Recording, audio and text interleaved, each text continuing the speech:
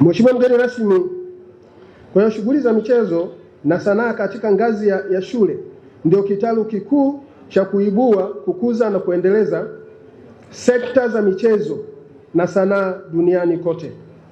Mheshimiwa mgeni rasmi, hii ni jukwaa la kipekee kwa vijana wenye vipaji vikubwa katika michezo, sanaa na taaluma kuonyesha talanta zao walizojaliwa na Mwenyezi Mungu.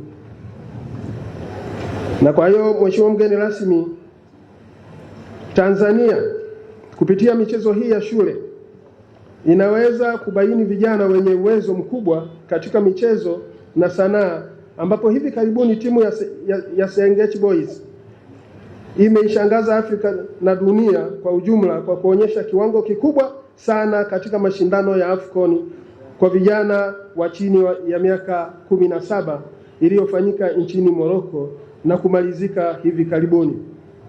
Mheshimiwa mgeni rasmi, kila mmoja wetu aliweza kuona uwezo mkubwa wa vijana wetu wa kufikia hatua ya fainali katika mashindano hayo, hatua ambayo ni ya kihistoria kwa nchi yetu. Mheshimiwa mgeni rasmi, nimeona nizungumze hili na kuonesha umuhimu, kwa sababu michezo inaanzia chini na inaanza katika shule na hatimaye kuja kufikia hatua ya juu.